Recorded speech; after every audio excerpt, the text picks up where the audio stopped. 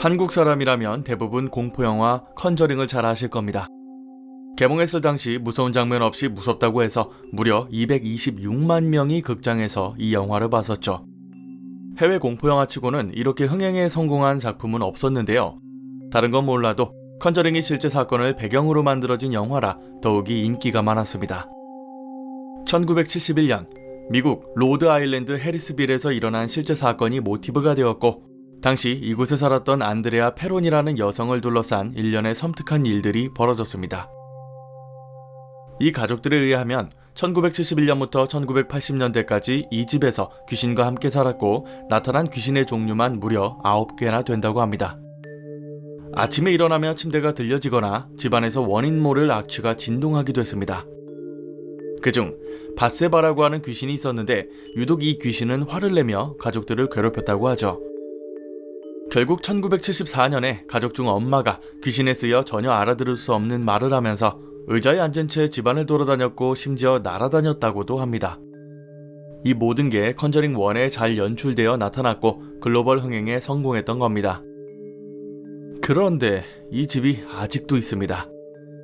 컨저링의 모티브가 되었던 집이 아직도 있고 버젓이 사람이 살고 있습니다. 현재는 메디슨 하인젠이라고 하는 여성과 그 가족이 이 집에 살고 있고 2019년에 이곳으로 이사를 왔습니다. 그리고 당연하게도 아직도 이 집에서 귀신이 출몰한다고 합니다.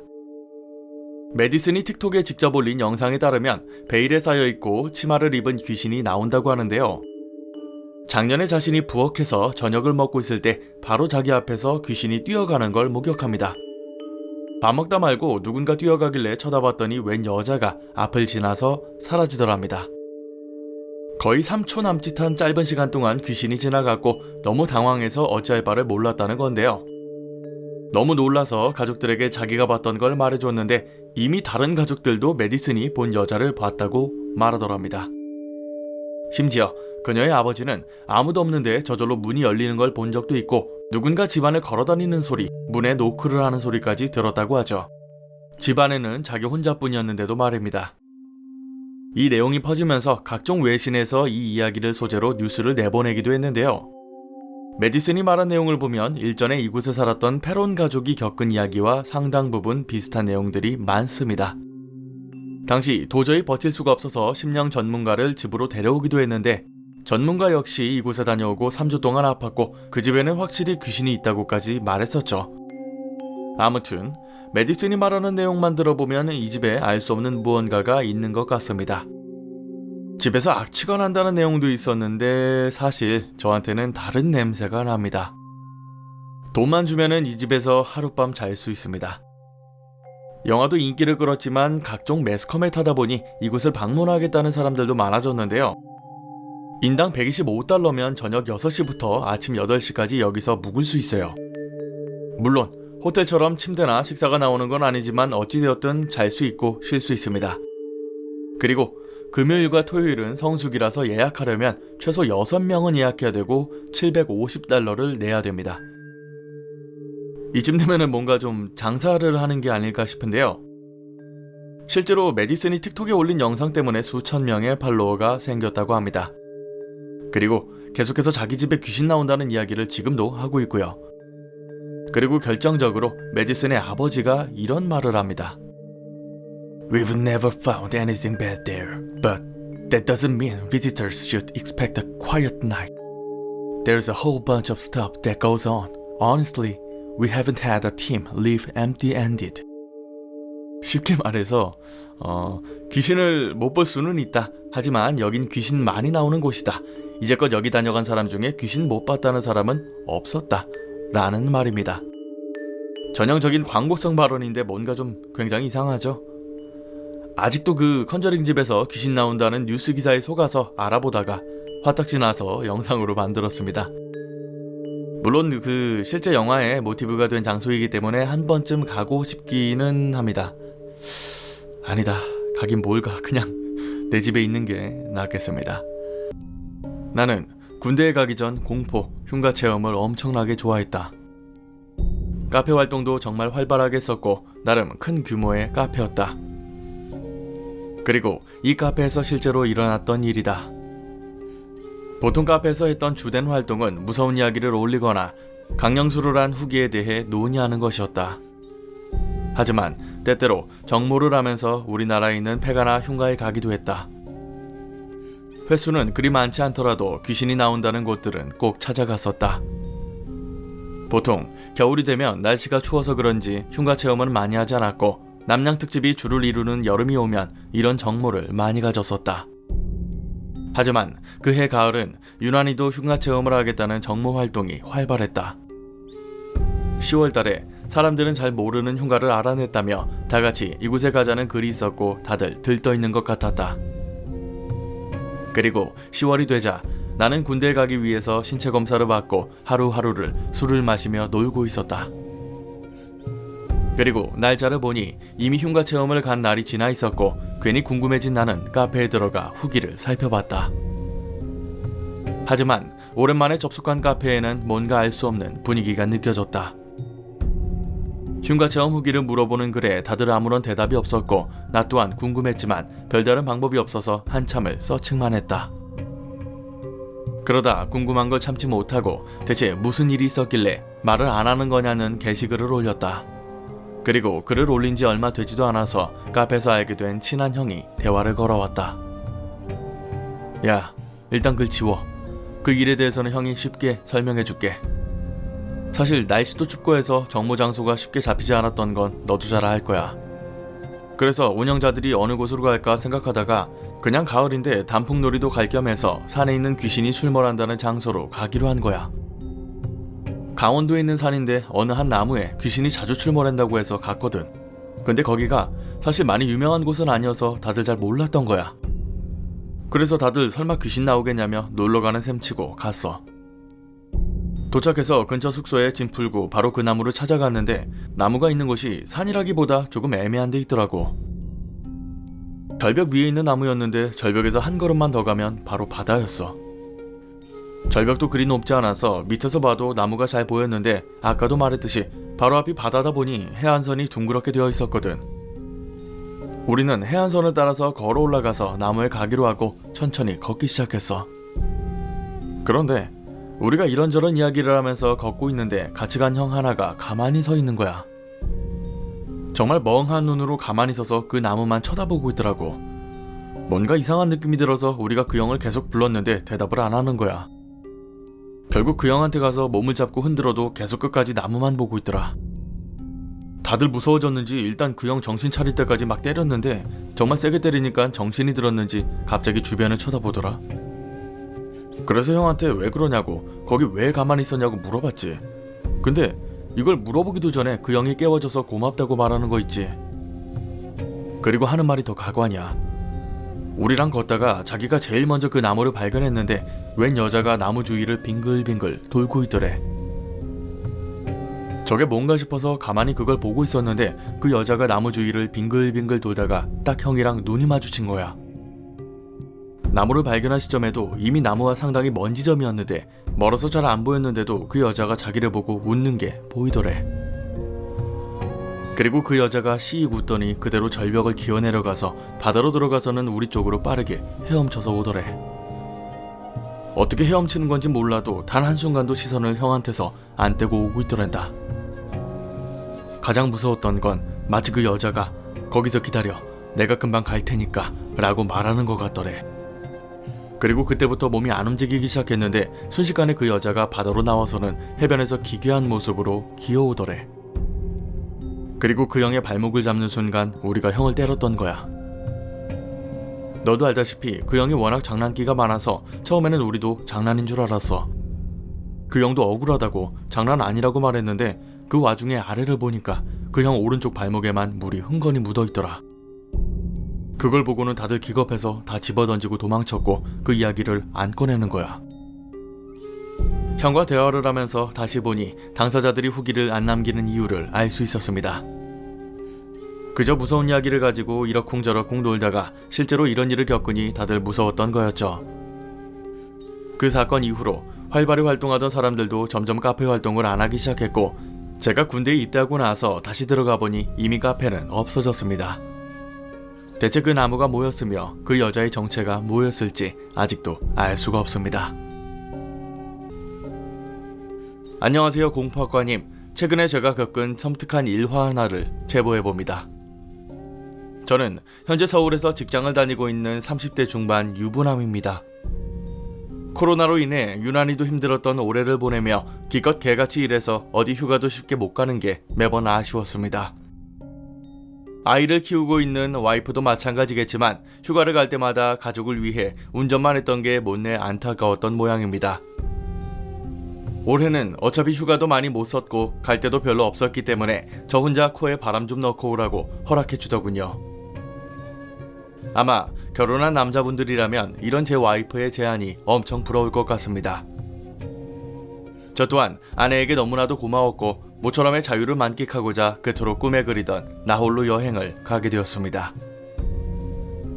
매일 퇴근하면 집에 와서 도시어부, 나는 자연인인 나를 보는 게 제 유일한 낙이었고 총각 때도 친구들과 몇 번 같이 했던 낚시를 이번 여행의 테마로 잡았습니다. 동해 쪽에 가서 속초에 숙소를 잡고 일주일 동안 낚시를 하는 게 여행의 시작이자 끝이었습니다. 오랜만에 혼자 조용히 낚시할 생각에 들떠서 밤새 한숨도 제대로 못 잤죠. 다만 매일 배를 타고 나가서 낚시를 하는 게 일정이라 돈이 많이 들었기 때문에 속초 근처에 있는 싼 모텔을 잡고 낚시를 할 예정이었습니다. 대충 어플로 숙소 가격을 비교해보고 찾아낸 곳은 속초 안쪽에 있는 모텔이었습니다. 보통 귀신 나오는 모텔은 허름하기 마련이지만 PC도 있고 넷플릭스도 되는 나름 요즘의 모텔이었습니다. 다행히 가격도 쌌는데 혹시 하는 마음에 어플로 결제하지 않고 숙소로 전화해서 장기 투숙인데 프로모션이나 할인이 되는지부터 물어봤죠. 분명 휴가철이라 사람이 많을 시기이긴 했으나 평일에 빈 방도 많으니 몇만 원 더 할인해준다는 말에 후딱 돈을 보내서 예약을 했습니다. 그리고 여행 당일이 되었을 때 새벽부터 출발해 아침에 도착했고 당장 입실이 어려워서 일단 오후 출조를 다녀온 후 모텔로 향했습니다. 너무나도 좋았고 정말 더럽게 행복했습니다. 자취할 때의 자유로움이 다시 한번 느껴졌고 그때 없었던 최신식 PC와 넷플릭스를 보며 행복함이 배가 되었죠. 물론 그런 행복을 깨는 게 하나 있기는 했습니다. 첫날 잡아온 물고기로 근처 수산시장에서 회를 떠와서 소주 한 잔을 기울이는데 방 전체가 떠나가라 시끄러운 소리가 들리기 시작했습니다. 안 들리는 척 무시할 수 있었더라면 상관없을 정도의 소음이었는데 그 소리에 자동적으로 집중하게 되면서 슬슬 제 심기를 건드렸죠. 아무리 TV 소리를 크게 틀어도 이따금씩 들려오는 여자의 웃음소리는 중간중간 몰입을 방해했습니다. 그렇다고 공포스러운 웃음소리도 아니었고 대부분의 술집에서 들릴 왁자지껄한 여자의 목소리와 그 옆에는 남자들 목소리도 들렸습니다. 친구들이랑 다 같이 놀러 왔는지 엄청 크게 떠들며 술을 마시는 것 같더군요. 잘 때 모든 창문과 방문을 닫아도 건물 기둥을 타고 들리는 것인지 침대에 누워있을 때도 계속 시끌벅적한 소리가 들렸습니다. 그게 첫 번째 날부터 그랬는데 당장 내일 새벽에 종일 낚시를 해야 했고 출조 시간이 거의 새벽에 가까웠던지라 어쩔 수 없이 잠을 청해야만 했습니다. 어떻게 잤는지도 모르게 계속 설잠에 들면서 어찌어찌 잠은 들었지만 알람 소리에 일어나면 몸이 천근만근 무거웠죠. 장비를 챙겨서 새벽에 모텔 밖으로 나오려고 하니 프론트에 졸고 있던 알바생이 시원한 얼음물을 주겠다는 말에 갑자기 행복해져서는 새벽에 있었던 일은 잊었습니다. 그렇게 5시쯤 회를 뜨고 서더리까지 챙겨서 모텔로 돌아왔는데 다행히도 모텔은 고요하고 조금 섬뜩할 정도로 한산했습니다. 모텔 1층에 셀프바가 있어서 물이랑 싸구려 음료라도 챙길 겸 내려갔는데 새벽에 봤던 알바생이 저녁 근무 교대를 하는 건지 모텔 안으로 들어오더군요. 괜히 오지랖이 생겨서는 새벽에 얼음물 줘서 고맙다. 내일도 오전 출조인데 혹시 얼음물 하나 더 챙겨줄 수 있겠냐고 물었습니다. 당연히 감사의 표시로 그날 많이 잡았던 우럭 중 따로 챙겨뒀던 횟감을 건네며 살갑게 부탁을 했습니다. 알바생도 연신 당연한 건데 너무나도 고맙다며 인사를 했습니다. 그리고 또다시 저녁이 찾아왔고 도시어부를 보며 술을 먹고 있는데 언제부터 시작된 건지 또다시 남녀가 시끄럽게 떠드는 소리가 들려왔습니다. 대체 뭐가 저렇게 즐거운지 온 동네가 다 떠나가라 시끄러운 건가 싶었는데 벽에 귀를 가져다 대고 무슨 말을 하나 들어보려고 했습니다.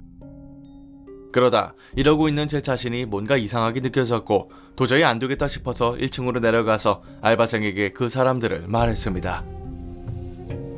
너무 시끄러워서 못 자겠다고, 어느 호수인지 모르겠으나 제발 좀 조용히 좀 시켜달라고 사정을 했죠.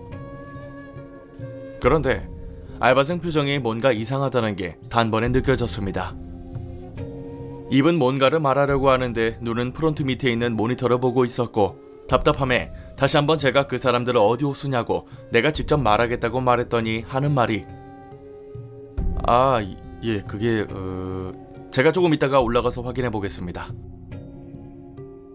그 말을 듣고 뭔가 이상하다는 생각이 들었습니다. 알바생이 멍청한 것 같진 않았는데 굳이 그걸 올라가서 확인한다는 게 이상하잖아요. 여기가 어디 여관도 아니고 보통 객실에 몇 명이 묵고 있는지는 당장 그 자리에서도 확인할 수 있는 거고 이미 알고 있을 수도 있는 겁니다. 게다가 전화 한 통만 넣어도 될 문제를 굳이 확인해 보겠습니다 라는 단어를 썼으니까요. 솔직히 당시만 해도 화도 났지만 답답한 마음이 앞섰습니다. 그래서 그냥 혹시만 말해달라고 했지만 역시나 본인이 처리하겠다며 연거푸 확인하겠다고 말하더군요. 뭐 여기서 굳이 착한 알바생이랑 싸워서 뭐 할까 싶어서 일단 알겠다고 하고는 방으로 돌아갔습니다. 하지만 방에 돌아와 소주를 2병을 비울 때까지 여전히 그 소리는 들렸고 너무 귀찮은 마음에 전화로 한 번 더 부탁을 하고는 술에 취해 잠에 들었습니다.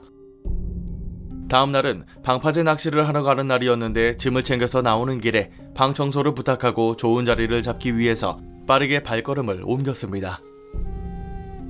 첫날과 둘째 날은 조항이 좋았지만 언제나 물고기를 잡으라는 법은 없는지 방파제 낚시는 미끼랑 떡밥만 오지게 바다에 뿌리고는 일찍 방에 돌아왔습니다. 매일 회만 먹어서 지겨웠기 때문에 근처에서 족발이랑 치킨을 사와서 일찍 돌아왔는데 이제 금방 청소를 끝낸 것인지 방 앞에 동남아 직원들과 아까 그 알바생이 있더군요. 알바생은 밤새 근무를 했을 텐데 오후 2시에도 근무를 하는지 제 방에 있던 층에서 이리저리 지시를 하고 있었습니다. 혹시 제 방은 청소가 끝났는지 그럼 들어가도 될지 물어봤더니 이미 끝냈다고 들어가라고 말하더군요. 그래서 열려있는 방문을 닫으려고 했는데 뒤에서 알바생이 저를 부르는 소리가 들렸습니다. 몸을 뒤로 젖혀 쳐다보니 혹시 사장님 강원도 소주 드셔볼 생각이 있냐고 묻더군요. 강원도 소주가 뭐냐고 물으니 지역 소주 같은 것인데 모텔 사장이 몇 박스 가지고 있어서 가끔 손님들에게 선물용으로 준다고 말하는 겁니다. 저야 너무 좋다고 달라고 말했는데 바로 가져다 주겠다고 하고는 엘리베이터도 안 타고 바로 앞에 있는 중간 계단도 안 타고 끝에 있는 비상구 계단으로 뛰어가더군요. 제가 묵었던 곳이 3층이었고 엘리베이터와 그 옆에 있는 계단이 바로 앞에 있는 방입니다. 계단으로 1층까지 내려가면 바로 옆에 프론트가 있고 엘리베이터도 마찬가지죠. 근데 그걸 굳이 저 끝에까지 뛰어가서는 다시 돌아가 1층으로 가는 거였습니다. 어차피 물도 챙겨야 해서 바로 계단으로 내려갔는데 심지어 제가 도착했을 때도 알바생은 1층에서 프론트로 뛰어오고 있었습니다. 여러분이라면 이 상황에서 어떻게 하실 건가요? 당연히 저는 굳이 왜 비상계단으로 오냐고 물었습니다. 그리고 또다시 둘째 날 보여줬던 표정을 하고는 프론트로 들어가서 소주를 꺼내서 주더군요. 제 말을 안 들은 것 같지는 않아서 한참을 가만히 쳐다보니 그제서야 기억났다는 듯 말했습니다. 저희 직원들은 손님들이 다니는 길로 다니지 않습니다. 손님들 이동하실 때 불편하실 수 있어서요. 뭐 너무나도 정답 같은 말이었지만 뭔가 이상했던 건 소주를 가져오는 내내 그 말을 머릿속에서 만들어낸 것 같다는 거죠. 2시면 모텔 청소하는 시간이고 손님도 없을 시간인데 입실 시간도 한참 남은 상황에 굳이 손님을 위한다는 게 더 이상했고요. 뭐 대답은 해줘야 하니 아무 생각 없이 지금 손님도 없는데 굳이 그러지 않으셔도 될 것 같다고 말했습니다. 그리고 여기서 알바생이 말한 내용 때문에 제가 남은 숙박일 동안 공포에 떨어야 했습니다. 자기도 모르게 네 사장님, 오늘부터 사장님 혼자 모텔에 묵으셔요 라는 말을 했습니다. 알바생도 아차 싶었는지 빠르게 제 눈을 보고는 다시 프론트로 들어갔습니다. 저야 그때는 평일이니까 당연히 그럴 수 있고 보통 저녁에 오는 사람들도 있으니 별다른 생각은 없었죠. 그리고 그날 밤 또다시 부어라 마셔라 술판 버리는 소리가 들렸는데 아까 오늘은 저 혼자 여기 묵는다는 말이 기억나는 바람에 전화도 내려가지도 못했습니다. 지금까지 들었던 목소리와 똑같은 남녀의 목소리가 그대로 들렸고 더 이상 이걸 가지고 알바생한테 가서 왜 또 이런 소리가 들리냐고 물을 자신이 없었습니다. 엊그제나 어제와 같은 목소리는 들리지 않는 게 맞는 건데 그게 여전히 들리고 있으니까요. 그리고 낮에 봤던 알바생의 이상한 행동이 계속 머릿속을 스쳐가는데 굳이 여기서 캐내봤자 더 무서워지기만 하고 알바생이 할 말도 없을 거라고 생각했습니다. 그리고 매일 술똥을 싸야 했지만 맨정신으로 잘 수가 없으니 소주만 들이켰습니다. 그렇게 마지막 숙박일이 되고 퇴실을 하려고 프론트로 내려왔는데 알바생이 잠깐 기다려보라고 말하더군요. 그리고 프론트 뒤쪽에 가서 어디 병문안 갈 때나 줄 법한 과일 바구니를 내왔습니다. 이게 뭐냐고 물으니 잠깐 밖에서 이야기하고 싶다고 일단 받으시라고 반강제로 과일 바구니를 손에 쥐어주었습니다. 어리둥절해서 무슨 말을 하고 있나 듣고 있다가 저도 모르게 혹시 방에 두고 온 건 없나 생각이 들었습니다. 다시는 그 방에 가고 싶지 않았으니까요. 알바생은 퇴실할 때까지 절대 말 안 하려고 했고 최근에 관련 컴플레인도 없어서 굳이 숙박 전에 말 안 했다면서 말을 시작했습니다. 원래 이곳이 옛날부터 모텔이었는데 그게 벌써 10년이 넘었다고 하더군요. 그리고 제가 묵었던 방 바로 밑에 방에서 몇 년 전에 끔찍한 일이 있었다는 겁니다.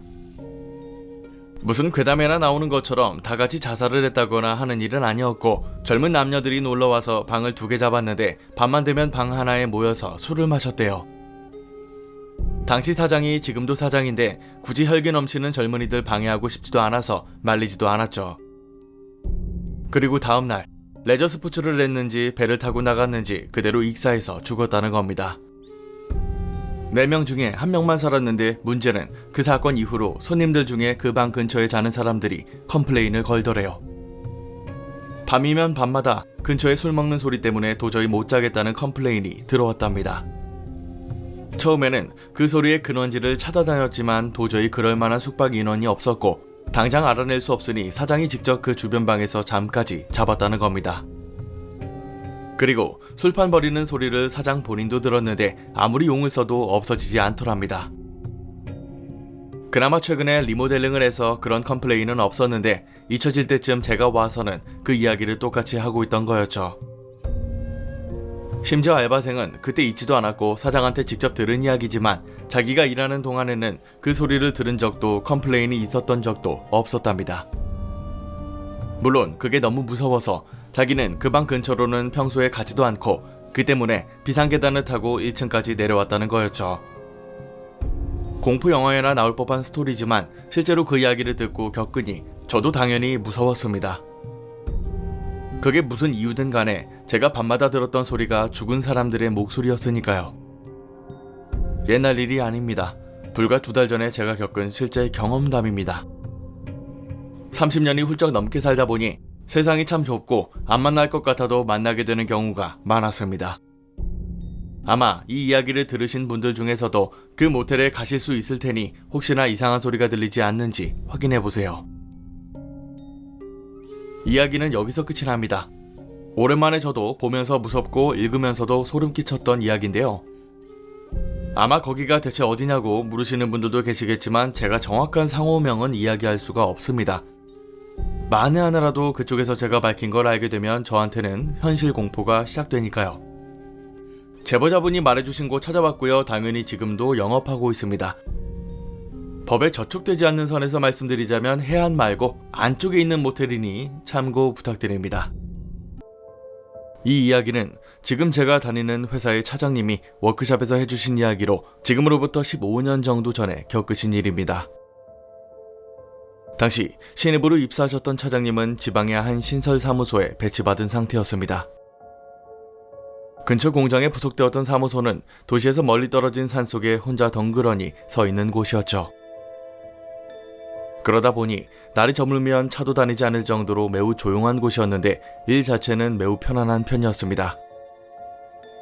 사무소의 위치 자체는 앞을 지나는 도로를 따라 오른쪽으로 한참 가다 보면 근처에 마트를 갈 수 있었으며 왼쪽으로 한참 가면 옆마을로 갈 수 있었습니다. 그리고 걸어서 마을 중심부까지 가기에는 상당한 시간이 걸리는 위치였습니다. 원래는 한가한 사무소였지만 갑자기 많은 업무가 생겨서 홀로 야근을 마친 차장님은 피곤해 절어 사무소를 뒤로 하고 퇴근하셨다고 합니다. 자취를 하던 아파트를 향해 운전을 하던 도중 자기도 모르게 길을 잃어버렸습니다. 피곤했던 나머지 오른쪽으로 가야 할 것을 왼쪽으로 가버린 거였죠. 게다가 차는 이미 마을 쪽으로 들어가고 한참 시간이 지난 상태였습니다. 도로를 지나는 다른 차도 없었던 터라 바로 차를 돌려 돌아갔으면 됐을 텐데 차장님은 일단 도로를 따라 직진했습니다. 가던 길로 쭉 달리면 원래 가려던 길로 돌아갈 수 있는 길이 나올 거라고 생각했는데 도로 정리도 제대로 되지 않은 시골길은 예상과는 훨씬 달랐다고 합니다. 한참을 달려 간신히 발견한 길로 들어가기를 몇 번이나 반복했는데 어디를 어떻게 갔는지조차 이미 확실치 않은 상황에 주변은 완전히 어둠에 잠겼고 길은 점점 좁아졌습니다. 시간도 너무 늦었고 다시 왔던 길을 돌아가는 것도 이제는 불가능하다고 생각했답니다. 하지만 아스팔트와 흙길이 드문드문 나타나는 길에 차에 바퀴 자국이 나 있는 걸 보고 아마 이 길은 근처 지역 주민들만 쓰는 길인가 싶어 그 길을 따라 운전을 했죠. 그렇게 좀 더 나아가자 예상대로 겨우 작은 마을에 도착할 수 있었는데 군데군데 불 켜진 집도 보였다고 합니다. 방향 감각이 잘못된 게 아니라면 마을 중심부는 아닌 것 같았지만 돌아가는 길만 알 수 있었다면 그것으로 충분했다고 생각하고 집 근처로 향했습니다. 차장님은 불이 켜진 집 앞에 차를 세우고 라이트를 끈 뒤 일단 담배를 필 생각으로 차에서 내렸는데 깜짝 놀라서 그 자리에 멈췄다고 합니다. 차장님의 시선이 향한 그쪽에는 적어도 10명 이상 되는 마을 사람들이 어둠 속에 서 있더래요. 마을 사람들은 모두 노인뿐이었고 다들 일제히 이쪽을 매서운 눈으로 노려보는 것을 보아 환영받지 못하는 입장인 게 확실했습니다. 그러다 노인 한 명이 소리치기 시작했는데 다른 노인들도 이어서 소리치기 시작했다고 합니다. 뭐하러 온 거냐? 돌아가라. 외지인놈. 도둑놈. 그건 절대 주지 않는다. 안 줘. 돌아가. 그 지역 사투리로 말을 해서 제대로 알아듣지 못한 부분이 있긴 했지만 계속 저런 말을 하고 있었습니다. 차장님은 오해를 풀기 위해 해명을 했지만 통하지 않았고 그저 계속 뒤로 뒷걸음질을 쳤죠. 등 뒤에서 느껴지는 인기척에 뒤를 돌아보니 거기에도 또한 10명 정도 되는 마을 사람들이 서 있었다고 합니다. 그들 또한 험악한 얼굴로 뭔가를 외치고 있었지만 차장님이 놀란 것은 그것 때문이 아니었죠. 차장님 얼굴 바로 근처까지 다가온 왜소한 노파가 염주를 든 채 아기에 가득 찬 얼굴로 노려보며 입으로 뭔가를 외우고 있었기 때문입니다. 예사롭지 않은 공기에 압도된 차장님은 차로 돌아가 엑셀을 밟아서 마을로부터 나가기 시작했고 마을 사람들은 쫓아내려 할 뿐 쫓아올 것처럼 보이지는 않았습니다. 하지만 한참 동안 귀에 노파의 목소리로 추정되는 목소리가 들렸답니다. 나중에 알게 된 사실에 의하면 노파가 차장님을 향해 계속 외우던 그 소리는 아마도 자신을 향한 연불 소리와 더불어 뭔가를 반복해서 말하는 소리였다고 합니다. 결국 마을을 빠져나와 정신없이 달리다 보니 마을 밖으로 나올 수 있었고 그 길로 국도를 크게 돌아 집에 돌아갔을 때는 이미 아침이었죠. 그때 당시 차장님은 자기 눈에 보일 정도로 몸이 나빠졌답니다. 일이 불가능할 정도는 아니었으나 몸이 무거워지고 식욕을 잃어갔고 억지로 식사를 해봐도 사흘 만에 체중이 5kg이나 줄어들었습니다. 일주일 정도가 지났을 시점에는 안색도 크게 바뀌어서 동료들도 걱정하기 시작했고 종합병원을 찾아가 정밀검사를 받았지만 몸 어디에도 이상은 없었죠. 그 마을에서 겪은 일로 큰 충격을 받았을 뿐이라고 생각한 차장님은 의지가 없는 자신을 좀 더 분발하고자 몰아붙여봤지만 전혀 회복되지가 않았습니다. 건강이 좋지 않아서 잠시 휴가를 내고 쉬던 어느 날 기업 인사 담당자와 잠시 만날 일이 생겼는데 그 인사 담당자는 차장님과 비슷한 또래여서 평소부터 사이가 좋았다고 합니다. 예전에 함께 술을 마신 적도 있었는데 그 직원이 자기가 원래 영감이 있다는 말을 한 적이 있대요. 그런 이야기를 잘 믿지 않는 차장님은 그냥 이야기를 장난스레 받아쳤다고 합니다. 용건을 거의 마쳤을 즈음 그가 입을 열었는데 차장님에게 어차피 믿지는 않겠지만 네 건강에 관한 일이니 진지하게 들어줬으면 좋겠다고 말을 꺼내더래요. 그리고는 차장님의 건강은 단순한 병이 아니라 저주에 쓰였기 때문이며 둘째를 받는 것을 추천한다고 해서 본인이 잘 아는 저를 소개해준다는 거였습니다. 처음에 차장님은 그의 말을 완전히 믿진 않았지만 지푸라기라도 잡는 심정으로 그가 소개해준 절로 향했고 절의 주지스님은 태연하게 차장님을 맞아주더래요. 그리고 정성스럽게 불제를 해주더랍니다. 불제를 마치고 하루는 절에서 머물러야 된다고 해서 그곳에서 자고 일어난 다음 날 거짓말처럼 컨디션이 좋아진 차장님이 주지스님에게 달려가서 물어봤답니다. 주지스님은 그 마을이 자기네 토착 풍습을 완고하게 지키는 곳이라고 말했습니다. 그 풍습이라는 것은 아주 먼 옛날 숙소를 내준 외지인에게 아이를 유괴당한 일이 있었는데 이 일을 계기로 어떤 일이 있어도 외지인은 결코 받지 않는다는 거였죠. 그 풍습은 나날이 발전하여 쫓아낸 외지인이 다시는 마을에 오지 못하도록 마을 자체의 무녀로 하여금 어떤 신에게 기도를 해서 외지인을 저주하여 죽이기에 이르렀다고 합니다. 다만 이 경우 신에게 대가를 지불해야 된다고 하는데 그게 무엇인지는 주지스님도 모른다고 하셨지만 저주를 행한 사람도 마지막은 결코 좋지 않을 것이라고 말하더래요. 차장님은 그날 밤 본 노파와 그 목소리가 떠올랐지만 그래도 저주 같은 걸 믿고 싶지는 않았다고 합니다. 하지만 그 마을에서 본 것은 남자고 여자고 전부 노인이었던 것 같은데 왜 젊은 사람이 나타나지 않을까라는 의문이 들었답니다. 애당초 아무리 시골이라고 해도 요즘 같은 시대에 젊은 세대가 있다면 그런 풍습에 사로잡힌 채 살아간다는 사실은 도무지 믿기 어려웠기 때문이죠. 스님은 그 말을 듣고 차장님이 아직 모든 것을 이해하지 못했음을 알고 살짝 미소를 지으며 대답했습니다. 그 마을은 일본 전국에서도 꽤 빠르게 고령화를 맞은 곳이며 남은 노인들은 주위와의 교류를 완강히 거절하며 잊지도 않은 갓난아이를 지킨다는 명분으로 외지인을 쫓아내고 있었던 거였죠. 그러던 끝에 마을은 서류상으로는 폐촌이 된 지 30년 이상 지났다는 이야기였고 마을에 남은 노인들은 외부와 교류를 끊은 채 그들끼리 살아가고 있다고 했습니다. 차장님은 이야기를 듣고 전신에 일어난 오한을 지금도 잊지 못한다고 말하셨습니다. 그날 이후 차장님은 눈에 보이지 않는 세계의 존재를 어느 정도 믿게 되셨다고도 말했죠. 그래서 지금도 매주 주말마다 근처 절을 방문하신다고 합니다. 후일담으로는 이 일이 있고 나서 마을 행사를 마치고 차장님은 면사무소 담당자의 차를 타고 다시 그 마을을 방문한 적이 있었다고 합니다.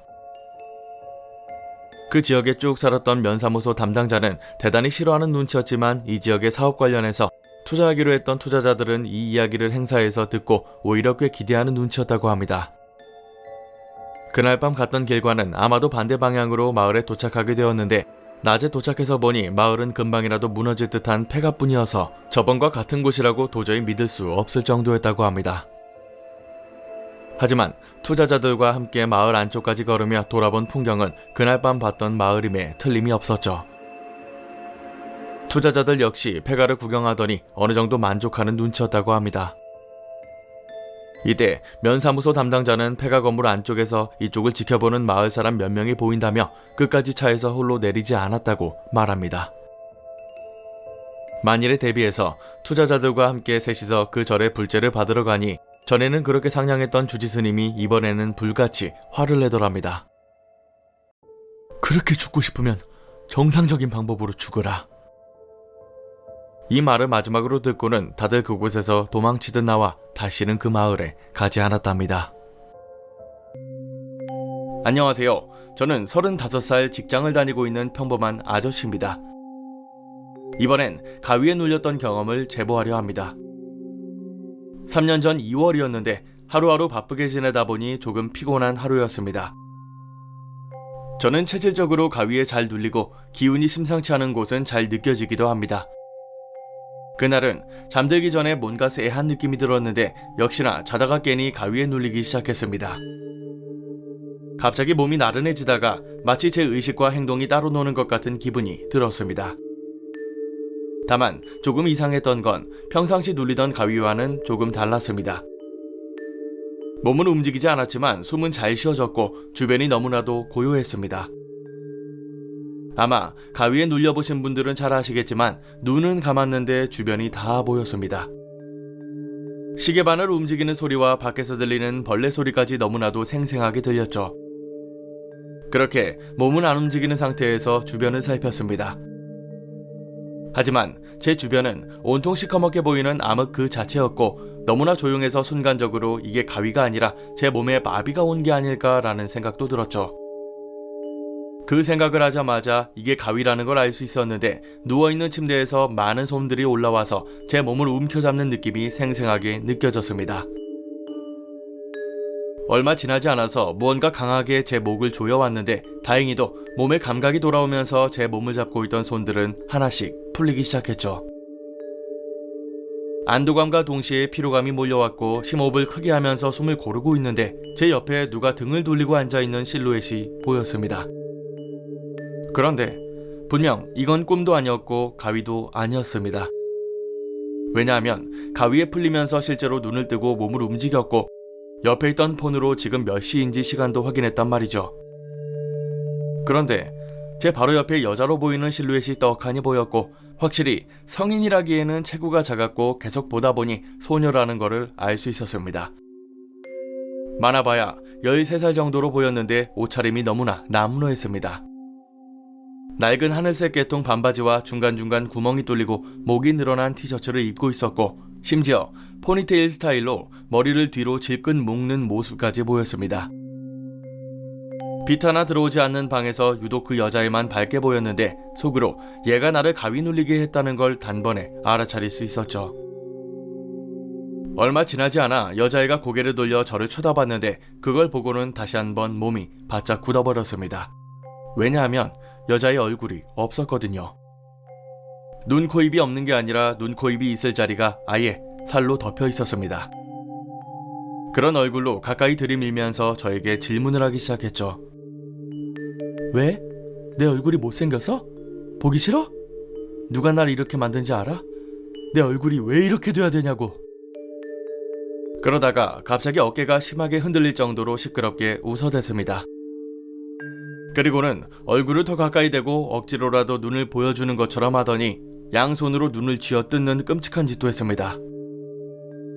얼굴에 피도 흘렀고 그게 제 얼굴에 떨어지는 느낌도 들어서 정말 죽을 맛이었죠. 마지막에는 계속 자기한테 예쁘다고 말해달라고 반복해서 말했는데 아무것도 못하고 그 모습을 보다가 기절을 한 건지 잠이 든 건지 눈을 떠보니 아침이었습니다. 일어나자마자 제 얼굴부터 만졌는데 피가 떨어진 느낌은 확실했지만 뭐가 묻어있지는 않았습니다.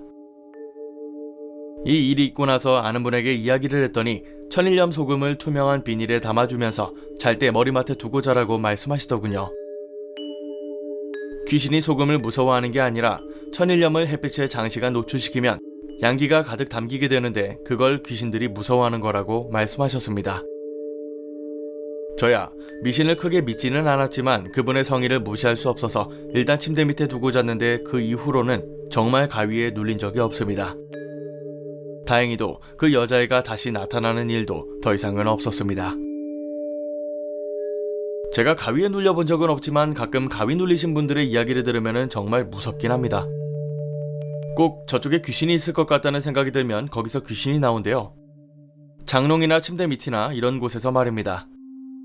껍비단 님처럼 이렇게 예상하지 못한 곳에서 귀신이 나와서는 자기 얼굴을 들이밀고 말까지 걸면 기절할 수밖에 없겠죠. 별의별 가위 이야기는 다 봤지만 이런 경험담은 또 처음이긴 합니다. 다들 체력관리 잘합시다. 안녕하세요. 최근 어렸을 때 친구들을 만나며 그때의 기억이 떠올라 이렇게 사연을 보내봅니다. 저는 초등학교를 대구에서 나왔고 중학생 때부터 서울로 올라와 살고 있습니다. 벌써 20년도 더 된 이야기지만 당시만 해도 대구 초등학교에서는 친구들과 동네 이곳저곳을 뛰어다니며 놀았습니다. 좋은 기억이 있어서 그런지 아직도 그 친구들과 연락을 하고 지내고 있습니다. 가끔 대구로 내려가 친구들과 술 한잔하면서 이런저런 이야기를 하는데 꼭 빠지지 않는 이야기가 있습니다. 되게 남자들이 술을 마시면 하는 것처럼 했던 이야기를 계속 똑같이 하기 때문이죠. 그 중에서는 꼭 우리가 봤던 그 아파트 여자 귀신 이야기를 합니다. 언제 들어도 무섭고 언제 생각해봐도 무서운 그런 경험이죠. 저희가 같이 놀게 된 건 초등학교 3학년 때부터였습니다. 같은 반이기도 했지만 동네가 같은지라 학교가 끝나면 뭐하고 놀지 고민만 하고 살던 때였죠. 그날도 친구들끼리 모여 다방구를 할까 오락실에 갈까 고민하고 있는데 다른 동네 친구들도 데려온 김에 다같이 다방구를 하며 놀기로 했습니다. 나갈 수 있는 지역을 정해놓고 다들 신나게 숨바꼭질을 하며 재밌게 놀고 있었죠. 그러다 제가 술래가 될 차례였는데 어차피 이놈들 숨는 곳이 뻔했기 때문에 빨리 찾고 숨을 곳을 새로 찾을 생각에 열심히 뛰어다녔습니다. 그러다 동네 바깥쪽으로 뛰고 있는데 이상한 광경을 목격했습니다. 이놈들이 숨어있는 게 아니라 상가 앞에서 어딘가를 다같이 보고 있는 겁니다. 3명이 서서 위를 바라보며 뭐라고 떠들고 있었는데 이때다 싶어서 애들한테 달려가 태그를 하며 잡았다고 호들갑을 떨었죠. 그런데 애들 상태가 이상한 겁니다. 뚫어져라 위를 보고 있을 뿐 제가 무슨 이야기를 해도 안 듣는 겁니다. 그래서 저도 도대체 뭘 보고 있나 시선을 따라가 보니 동네에 있는 새로 지은 아파트였는데 그 위에 웬 여자가 서 있더군요. 그 아파트는 지금으로 따지면 주상복합인데 4층부터는 사람이 사는 공간이었고 7층 되는 높이 비상구 계단에 하얀 옷을 입은 여자가 서 있었습니다.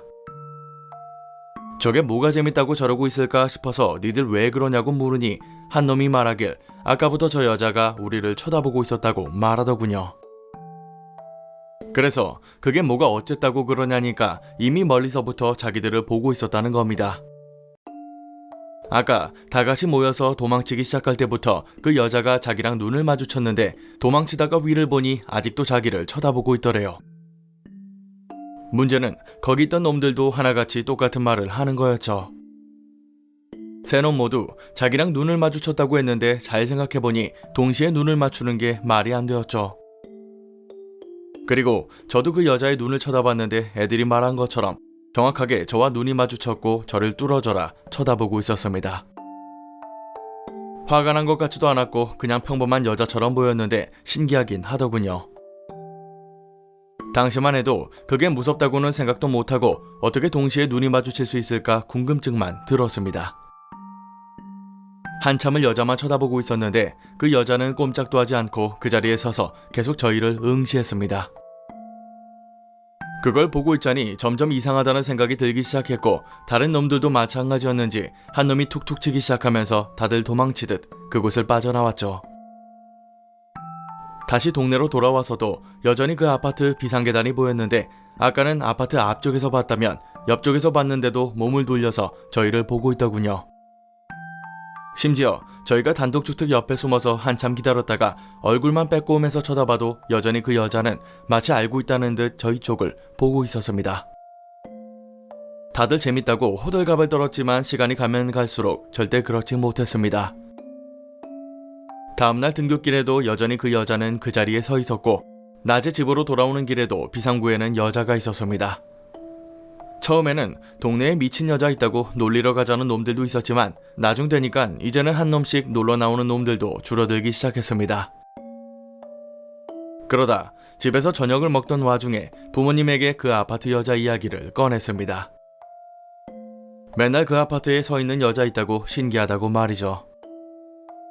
그런데 쓸데없는 소리 하지 말라고 밥이나 먹으라던 아버지와는 달리 어머니는 젓가락을 내려놓고 멍하니 저만 쳐다보고 계시는 겁니다. 뭔가 잘못한 줄 알고 왜 그러시냐고 물으니 혹시 어떤 여자를 말하는 거냐고 되물으셨습니다. 그래서 제가 본대로 하얀 옷차림에 긴 생머리, 우리 막내 이모처럼 젊은 여자라고 말했죠. 그때부터는 아버지도 숟가락을 내려놓고는 저를 의아하게 쳐다보셨습니다. 허구한 날 말썽 피운다고 맞았던 때라 제가 무슨 큰 잘못이라도 한 줄 알았죠. 저도 모르게 주눅이 들어서 가만히 있었더니 어머니께서는 아무 일도 아니니까 그냥 밥 먹고 다시는 그 근처에 가지 말라고 말씀하셨습니다. 방에 들어와 숙제를 하는 내내 어머니의 말씀을 이해하려고 했지만 도통 알아들을 수가 없었습니다. 대체 얼마나 위험한 사람이길래 나한테 가지 말라고 하는 걸까 라는 생각을 했죠. 그리고 다음날 학교에 가보니 친구 녀석들은 이미 한 놈 자리에 모여서 수다를 떨고 있었습니다. 저도 끼려고 가까이 가니 저를 보자마자 너 혹시 엄마한테 말했냐고 다짜고짜 물어보더군요. 그래서 말했다고 그냥 궁금해서 물어봤다고 말하니 어제 자기네 집에 저희 엄마가 전화를 해서 애들 거기 보내지 말라고 했다는 겁니다. 이건 또 무슨 말인가 싶어서 들어보니 다른 애들은 못 들었지만 친구 중 하나는 부모님이 그 여자에 대해 말해줬던 모양입니다. 거긴 나름 동네에서도 새로 지어진 몇 채 없는 아파트라서 돈 있는 집이나 사는 아파트입니다. 심지어 원래 거기에 살던 사람들도 입주권을 쓰지 못할 정도로 비쌌던 곳인데 동네에서 부자로 소문난 할아버지가 거기로 들어갔답니다. 그때만 해도 할아버지처럼 보였지만 지금으로 보면 50대 초반인데 가게를 몇 개나 하는 통에 돈도 많았고 무엇보다도 젊은 애인이 있었습니다. 동네 사람들도 수군댔지만 아랑곳하지 않고 마치 보라는 듯이 일부러 젊은 애인을 데리고 동네를 돌아다니기도 했습니다. 그런데 어느 날 그 젊은 애인이 비상구에서 약을 먹고 죽어서 발견된 겁니다. 저희야 학교에 있을 시간이니 몰랐지만 벌써 반년 전에 있었던 일이죠. 생각해보니 그 할아버지를 본 지도 오래되었더군요. 젊은 애인은 본 적도 없었지만 그 이야기를 들으니까 그 여자가 애인이구나 싶었습니다. 그러다 한 놈이 근데 그 여자 죽었다며 그게 왜 우리한테 보이는 거야? 라는 다소 엉뚱한 질문을 했습니다. 그리고 다들 한동안 아무 말도 못하고 가만히 있었죠. 그때 저희는 처음으로 귀신이라는 걸 인지하고 그걸 목격했다는 사실을 알아챘습니다. 평소 호들갑 떨기를 좋아하는 놈은 비명을 지르고 재밌다고 했지만 나머지는 겁에 질려서 무섭다고 난리도 아니었습니다. 학교 끝나고 아파트로 가자는 애들의 말에 일단 알겠다고 했지만 학교 시간이 다가오면 다가올수록 몇 놈은 그냥 집으로 가자는 의견도 냈죠. 그리고 결국 가방을 다 끄집어 당겨서 아파트로 갔고 이미 그 앞에 도착하기도 전에 비상구 계단에서 그 여자를 보고는 냅다 도망쳤습니다. 한동안 그 여자가 계속 보였는데 어느 순간 잊혀지면서 아파트는 보지 않게 되었습니다. 물론 성인이 되고 다 같이 만났을 때 그 이야기가 나오면서 다시금 생각났지만요. 문제는 머리가 커진 지금 생각해보면 정말 말도 안 되게 섬뜩한 경험담입니다. 얼마나 철이 없었으면 그걸 보고 재밌다고만 생각했는지 그리고 그 여자와 눈이 마주치면서 신기하다고 했는지 지금도 이해가 안 됩니다. 친구들 말로는 아직도 그 아파트는 그대로 있고 가끔 지나갈 때면 볼 때도 있지만 여자가 보이지는 않는답니다. 대체 무슨 이유로 죽었는지 모르고 저희에게 뭘 말하려고 했는지도 모르겠습니다. 다만 다시 그 표정과 눈을 떠올리자면 뭔가 애잔한 느낌이었다는 기억만 있습니다. 가끔 어릴 때를 떠올리면 지금 생각해보면 참 무서울 때가 있습니다. 이 학생 또한 그때는 몰랐겠지만 제3자 입장에서 봐도 진짜 무섭긴 하네요. 죽은 사람이랑 코앞에서 눈을 마주치고 있었다는 건데 그걸 몰랐으니 말입니다. 다같이 귀신을 보기도 어려운데 굳이 긍정적으로 생각하자면 친구들이랑 잊지 못할 추억이 생겼다 정도겠네요. 오늘 강의는 여기까지입니다. 재밌게 봐주셨다면 공포학과에 입학 부탁드립니다. 공포학과 M교수였습니다.